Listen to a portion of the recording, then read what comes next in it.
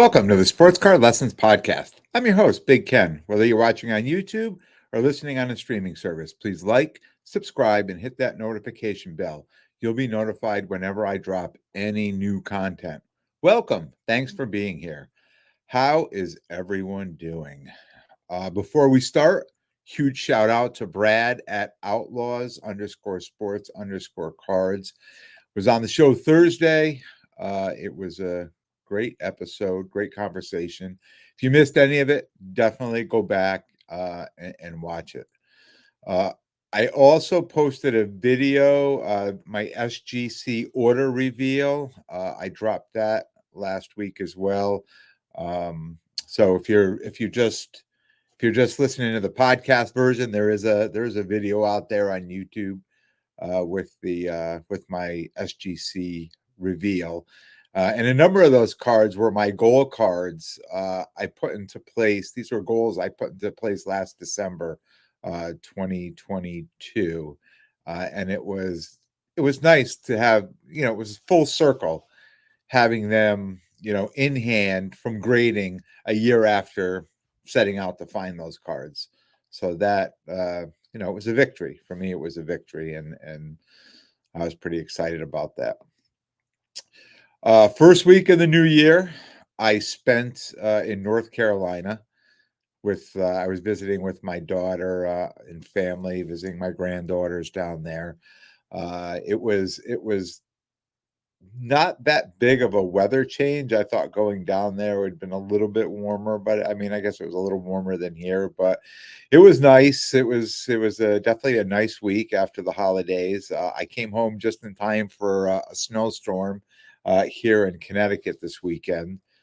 I went to a local show on Saturday before the snow started. There was another show, a new show starting up in Massachusetts. I was going to hit that on Sunday, and I was a little up in the air on the Saturday show because I had a number of things I had to take care of. But with the storm coming, I decided, you know what, I'm going to get a show in. So I drove up to the Enfield, Connecticut show on Saturday. That's my guy Alex's show at Ideal Cards. It's a 70 table show. It's 2 levels. And I tell you how many tables because when people hear local show, they generally think small. I know I think small. When someone says, "Oh, we got this local show here," I'm always thinking, 30, 40 tables, because you really never know how many tables. 70 table show. It's pretty big. It's a good size show. That's why I bring that up. And at this particular show, it's just a one long parking lot, right? So I pulled into the parking lot, and I usually pull in. I go a little bit later, so there's usually people had already been there and left, and some spots available. And there was no parking available. I parked quite a distance away, probably the busiest I've ever seen this show.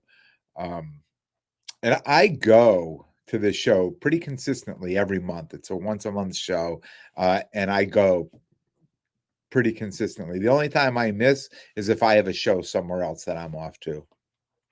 And I know most of the dealers at this show. And I know a lot of the local dealers that set up at this show, but if there's a big show going on, Dallas, Burbank, Philly, shows like that, they're off at those shows. So some of them I haven't seen in a while, and some I'll see one here and one there. And these are dealers that generally have bigger inventory, right? Because they're doing a lot of traveling, and a lot like what most dealers do. We go to these local shows and we try to pick up inventory to go to these larger shows and sell. So being so close to the new year, I guess there were no big shows. Apparently, no big shows this weekend because all the boys were set up at the show. And if you went to the show and you kind of understand what I'm saying, or if you have a local show where you are, where guys who travel a lot and go to the bigger shows, but they'll set up when they're around. And this particular weekend, they were all there. I walked in and I was like old home week. I'm like, oh, I said, I almost felt like I should have been setting up too, right? They were all there set up, and it was fun catching up. It's fun catching up, but a little disappointed too, right? One, like I mentioned, I showed up a little late. I got there around 12 o'clock. And two, cases were picked through long before I arrived. And that's the downfall, when you show up late to a show. When I first started setting up as a dealer, and actually, I should say, even when I first started going, even before I set up as a dealer, that was the thing, right? Oh, the show starts at 10, get there at like 9 or whatever. Just try to get in line so you're kind of the first one through to see what's going on. And the lines used to be pretty long. And as you know, COVID permitting, going to some of these shows, and we were even wearing masks, standing in line, and it was, just these massive lines waiting for the doors to open. And then the same with being a dealer, when I'd go say you had to run back out to the car or do something, and you walk out and you see this massive line, you're like, oh, I know it's going to be a busy day. And you knew as soon as the doors opened up, because the noise level went from here to way up here, right? Because everyone just coming into the room. So yeah, showing up late, you always try to, get a good deal, but sometimes, the cards that you'd have been looking for, I would have been looking for, maybe gone by that time. Um, every raw card, going through, and I talked about trying to buy raw cards to get graded.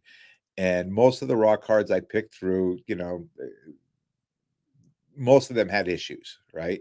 And the prices reflect that. So it wasn't like it was a top dollar card for, something that was either not centered or had, a dimple or a ding or a crease or, something anywhere. So anything I came across just wasn't, nothing that I could. So that becomes a little disappointing for me, because I make the trip, and, I talk about wanting to do a lot of grading this year and preparing for grading. And I've got an order now with almost 100 cards that I'm ready to send off to PSA. And FYI, if you're part of the member, you bought into the membership at PSA, they just announced $14.99 for sports cards, and it has to be under $250, and it's a 10 card minimum, right? So, I mean, I'm almost up to 100 cards, but I've been stockpiling these cards, and I would have sent cards sooner, but I knew a deal was coming. At some point, I knew the prices were going to drop down, and I figured if I could just keep putting this list together at some point. So some of my higher end cards I had to drop off, and uh, I'll make another order, but that's okay, because one thing I learned with PSA is that if you're sending a big order in like this, like 70 cards or 100 cards or what I'm doing, um, they say, hey, 65-day return. And sometimes you'll send that in and it'll sit there for 30 days before anyone even starts checking it in. Like they say, hey, it arrived, but before anybody starts checking it in. But if you combine two orders in there and you put one card there that's that they're guaranteed it's going to be 10 days or 21 days, that they have to open it up and they have to check that order in. So once they open it up, they check it in. And I just feel when I do that, it gets my order going faster than if I just send a bulk order in with only that single order by itself. I generally see it sit there for a long time before it starts moving along, the grading line, getting checked in and verified and things like that. So I always like to throw maybe an extra one or two orders in there, especially one that's got, a short amount of days. So I don't mind. I'll throw, whatever it is, $40 or something, for 21 days or 28 days or 30 days or whatever. And if I have one that's a 10-day, if I have like a higher end card that I would have sent that way anyways, I'll put that in and get that order moving faster. So I know I'm going to get the order back maybe a little faster than if I would just send it by itself. Um, so That's what I'm trying to do on there, and I was looking for cards, now that I've got this order together and then I'm counting the days here, there's 65 days, and when I start needing some of these cards back for some of these shows I'm doing in the spring. So my timeline, right, is very tight right now. So I was hoping maybe I would get a few, I would find a few up there, but it didn't work out, but that's okay. It's my own fault too. If I really, really was thinking I needed to do that, I should have showed up sooner. I tried to work out some other deals on things. Nothing really panned out.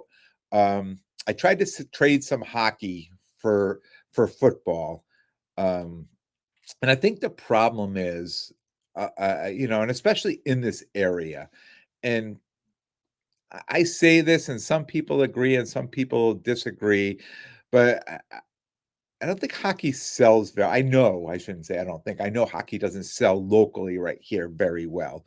So if I put these hockey cards online, they'll sell pretty well because it's got a lot more eyes looking at it. Um, New Jersey hockey cards sell pretty good. I talked about going to the show at Gillette Stadium, that there was a lot of people from Canada that came down.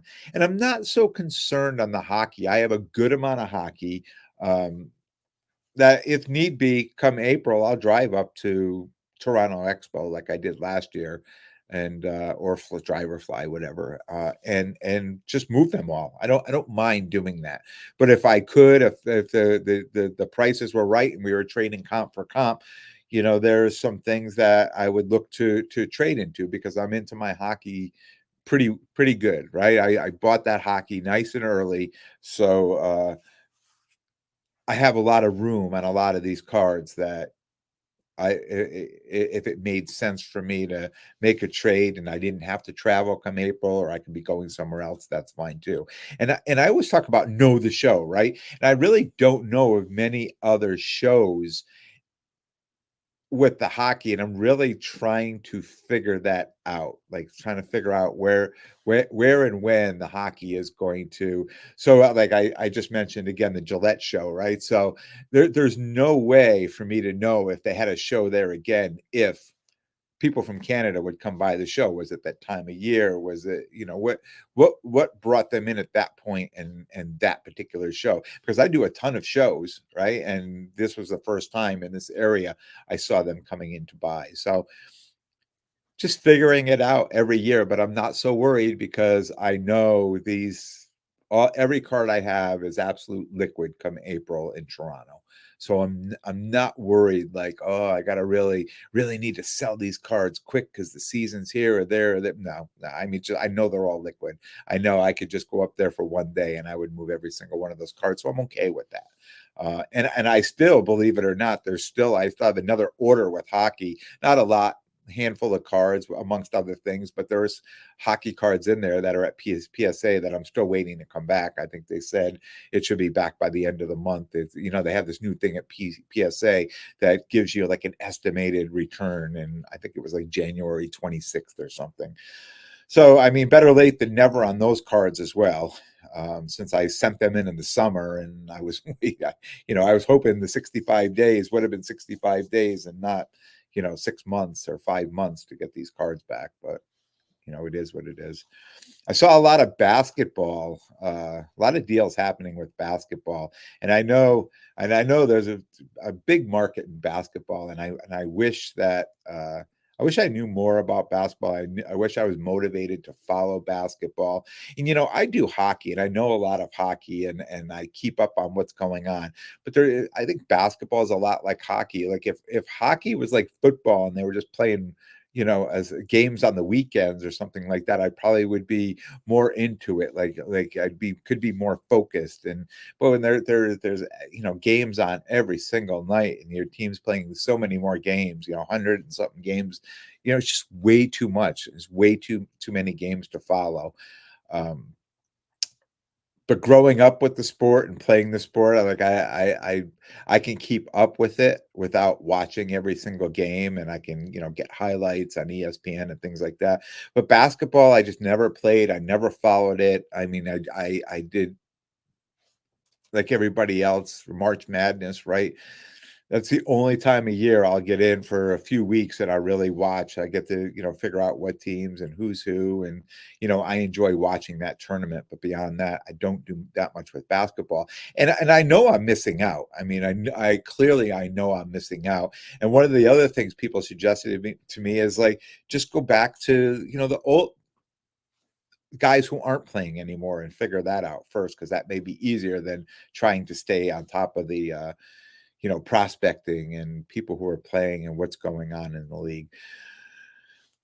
Maybe at some point I can turn a corner with basketball, but right now, it's just not a lane that I think I need to jump into right now. My lane is football. And I really, even with football, I become really picky about what I buy to resell in my cases. Right? I'm super picky because I mean I've been doing this how many years now, and I can identify other people's stale cards, right? Just cards that I and I think almost like a rite of passage. I think a lot of us who do this go through this. Like we get these great deals on cards, and we're like, "Wow, this the comp on this card was this, and I got it for that. I'm so excited." And then you get it, and you have it in your case for a while, and you realize you can't move it. And you're like, "Oh man, I got stuck with somebody else's stale card." Right? So you know, as we do this year after year, I think we get better and better identifying stale cards. And really, I'm just looking for cards that liquid cards that'll move, that are not going to be stale, that people are going to want. And it was funny. I was talking to somebody Saturday at the show, and I hadn't seen it in a while. I said, "Hey, what are you looking for?" He said, "Anything liquid that I can move within 2 weeks." Like that's it. That's I've been stuck with. He said, "I've been stuck with so many cards, and I've lost a lot of money on so many different cards that all I'm buying are cards that I know are liquid and I can move in 2 weeks. And everything I'm buying, I'm moving in within 2 weeks. Like that. That's how much he wants to turn his inventory. He wants it churning like that every 2 weeks. Just new cards in there. Just keep cards in, cards out, that type of thing. That's a little more than I need to do. Is I think that's the Walmart. I talk that like the Walmart mentality, where you can do that many cards, right? You can do that if you can make 10, 15, $20 per card and just keep pumping them and pumping and pumping. And that's a lot of work to be doing that. Where I'm more of a planner, right? I want to plan ahead. I want to get all these football cards now, and I want to buy them raw, get them raw, have them graded, and get them ready for the spring, early summer, and the big push for the national, right? So when I know that these cards are going to be at their highest, I'm okay with making the investment now. And I've started this year after year after year, where I put the money in and I've taken the money out. And every year at the national, I take a certain amount of money and I put it aside. I go, okay, this is for next year. And that pot keeps growing and growing year after year, so I can do more and more and more. But it's money. It's like an investment money, right? It's money I put aside. It's not money that I'm like, oh, I need to go out and sell some cards because I need some money. No, that's completely an investment, and that it'll be paid for the grading, and they'll come here and I will store them here, and when the time is right and the prices are right, I will break them out and we'll start moving with them. So I'm okay doing that. I don't need to be churning every 2 weeks, because I'm not that active online, and I try to hit a lot of shows, but I'm not doing that many shows that I can keep turning my inventory over every 2 weeks. uh, I heard a lot of stories, at this small show, and I've heard them for a while now from people, like, you know, from dealers saying, "Hey, I bought the," you start talking to them about a card, and it's the same story. I bought this card at this amount when the comp was here, and now the comp is below here. I bought it X amount, now it's below X amount, and I can't go any lower on and I'm like, okay, like, I don't know if I used to feel bad for people or I used to make bad decisions. Now I'm like, I understand, but there's no way I can buy that card. I've been there. I've done that. And I generally, when I get to that point, I sell the card before it dips even more, right? Why wait for it to go even lower and lose any more money on it, or trade out of it into something that has more potential, right? So as soon as I start hearing that conversation, I'm gone. Goodbye. I don't need to because we've all been there. We've been all doing this, right? It's happened to me just a few weeks ago on a couple of Mahomes cards that I bought, and I talked about it on here. I'm like, wow, this card, the comp on this card was the red yellow PSA 10. I don't remember exactly what episode it was on, but I had gone to Mount Kisco show, and this card, the comp on this card at the time was about 1,800. I got the card at 1,550. Was very excited. By the time I got to the next show, to comp that card, one had just sold on eBay for 1,550, and I'm like, oh well, now I'm at even with this card. Um, it it really turns into that, today's, you know, this week's great deal is next week's comp, right? I mean, that's really what it's coming down to on some of these cards. I get a good deal on a card this week. I mean, maybe this guy's got it right, sell it in 2 weeks, but even a week from now, if that may be the new comp on it, and you have to be okay with that. Like if you're buying a card to sell it, you have to be okay with, or be able to predict the market a little bit better. But who knew that on a Mahomes card of all people that those prices would drop like that. So um, and you have to be okay selling the cards too. Like say, all right, made a mistake here, got to move on. I talked about the episode just a few episodes ago. Are we starting to see a thinning of the hobby herd? Um, I think it'll be the dealers. I think that's who we're going to start seeing dropping off. Not seeing them get out of the hobby, but just stop setting up, right? Because if you don't put the work in, not in today for today, in the hobby we're in today, if you do not put the work in, you'd be bleeding money at almost every show, right? You have to put the work in. You have to have the contacts. You have to be talking to people. You have to know, what the outlooks are, what's going on, what's better to buy, and it's a learning experience. And I don't care who you are when you say, "Oh, I know all that, I have all that." You're learning more a week later and a week later and a week later. I mean, it's just something that you're just continuously building on and learning, and it just takes a lot of work. Takes a lot of work to stay on top of, being profitable, setting up as a dealer. Uh, One of the things, switching subjects here, one of the things, I want to bring up is the Prizm release of football. I bought 6 Prizm blasters. And if it wasn't for this pull, and I'll hold it up, it's a CJ Stroud Silver Prizm, um, which was a very lucky pull. If it wasn't for that pull, I'd have been completely disappointed, opening up the box. I a lot of the cards were off centered. A lot of the cards had dimples on them. A lot of the cards had there was no way these cards could grade a tens on these cards that I was pulling out and saying, okay, this, here's a nice rookie. It's, the orange disco and this and that. And then you start looking at the card and you're like, it's off centered. It's got dim. I mean, just the quality control, horrible on those cards. And then the cards that are coming out, that you're looking at, um, you get one prism per box. And one of the boxes I opened up, it was a Brett Favre. I'm like, I mean, at least you could do is just make it a rookie, like a rookie prism, or make it something that just Kurt Warner prism. Come on. And I don't know if we're supposed to get excited about that. I mean, it's like a 50-cent card, if that. Um, I went online and I started watching, the hobby breaks for the hobby boxes. Because I was thinking, I'm going to jump in. I'm going to jump into some breaks. I hear, I see people saying, yeah, I've got to jump in breaks, Prism's out, start getting these great cards, and holy cow, what a disaster these boxes are.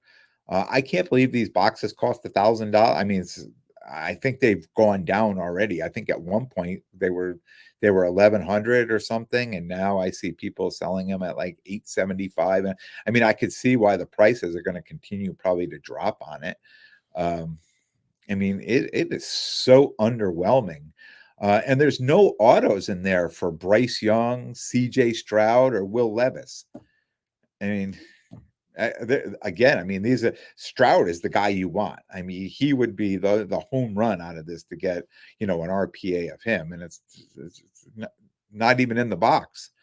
I watched a break last night. Had Sam Laporta RPA was the best card in the box, not for $1,000, and not even in buying for the breaks, because I mean, if you're going to buy into the breaks, right? What teams are you going to buy in? There's the top 3, 4, 5 teams. And then beyond that, you could afford these other teams, but you're just going to be hoping for, non-rookies and like a nice vet card out of there. And I mean, I don't know if that's worth, taking the risk on not buying into like a